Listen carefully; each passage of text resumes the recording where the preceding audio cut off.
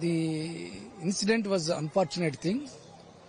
Due to the grave incidents of negligence of the state government, this was happened at. Our party is strongly condemning the state government attitude. Recently, the wall was built by the contractor. The contractor belongs to the TDP Janasena government. Lakhs of rupees was corrupted in this wall construction. So the government shall responsible to this incident. By the negligence of the government, this was happened at. Not only this, for last 6 months, several incidents was happened in many temples in our Andhra Pradesh. Recently, one incident was held at Tirupati. That incident was thrown to the previous government by the Chandrababu Naidu.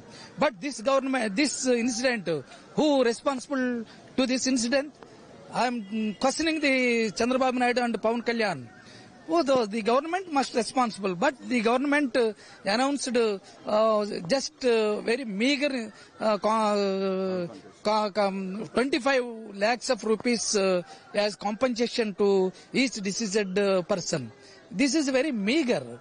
So CPM strongly demanding this Chandrababu Naidu at least 1 crore rupees to be granted to the every deceased person, not only compensation and also permanent employment shall create and given to the deceased families in the state government various departments. This is our demand. We can see the wall was constructed recently. It was embedded to the temple inside the way. How can others allowed inside the temple on the way? No. Recently, by this incident, the state government stating repeatedly due to fall of the government. Who constructed the wall? The government was constructed the wall. But VIPs rush also there behind new wall. They safely waived, but punishment given to devotees. So the government now giving false statements to the people.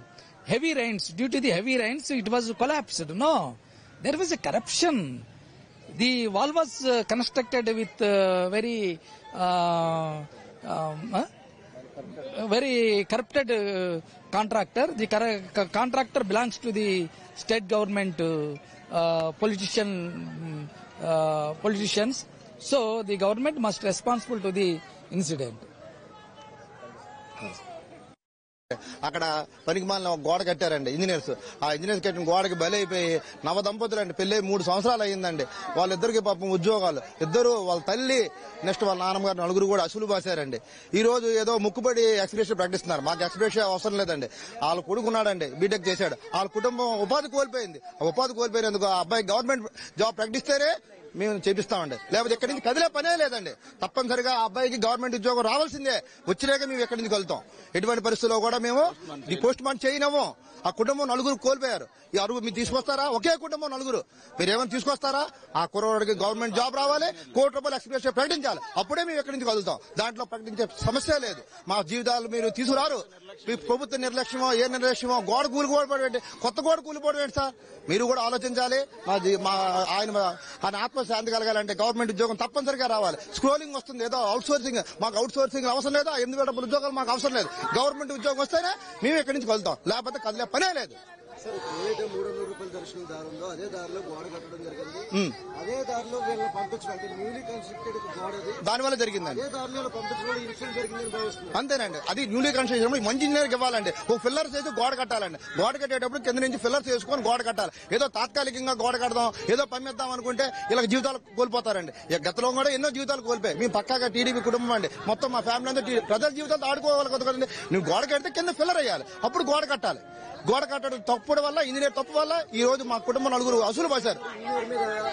Engineer suspend చేయడం కాదు, ఉద్యోగం తీసేయాలండి. ఇంజనీర్ని suspend కాదండి, శాశ్వతంగా ఉద్యోగం తీసేయాలి, suspend కాదు చేయాలి.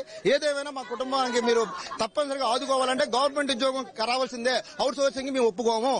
మాకు తప్పనిసరిగా కుటుంబానికి గవర్నమెంట్ ఉద్యోగం. వాళ్ళ అబ్బాయి బీటెక్ చదివాడు, వాళ్ళ అబ్బాయి ఒకడే మిగిలాడు, వాళ్ళ కుటుంబాన్ని ఒకడే మిగిలాడు. పాపం ఎవరు లేరు, ఆయనకి ఎవరు చూస్తారు? ఆయన ముసలాయన, ఆయన ఏమీ చేసుకోలేడు. తప్పనిసరిగా కొడుకు గవర్నమెంట్ ఉద్యోగం ఇస్తేనే మేము ఎక్కడి నుంచి కదులుతాం, లేదంటే కదిలే పనే లేదు. ₹1,00,00,000 ఎక్స్ప్రెస్ ప్రకటించాల్సిందే. మాకు ముక్కుబడులు 5,000, 5 లక్షలు, 10 లక్షలు మాకు అవసరం లేదు.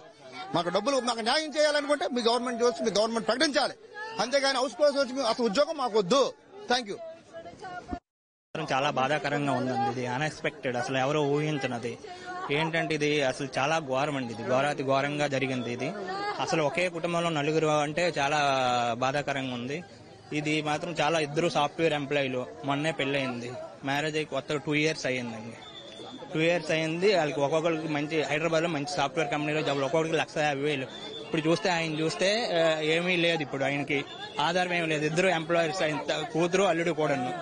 దానివల్ల ఏంటంటే ప్రభుత్వం అయితే మాత్రం దీని మీద మాత్రం చర్యలు తీసుకోవాలి. బాధ్యతల మీద చర్యలు తీసుకొని నెక్స్ట్ ఏంటంటే మంచి ఎక్స్ప్రెషన్ మాత్రం ప్రకటించాలి. ₹1,00,00,000 ఎక్స్ప్రెషన్ ప్రకటించాలి. గవర్నమెంట్ జాబ్ అయితే ఇవ్వాలి. ఉన్నది సార్. ఎందుకంటే ఇది అప్పటికప్పుడు కట్టేది మాత్రం కంపల్సరీ ఉంటుంది. ఎందుకంటే కొద్ది రోజులు ఇది ఎలాగా జరుగుతుందని తెలుసు కాబట్టి ఒక 6 months బ్యాక్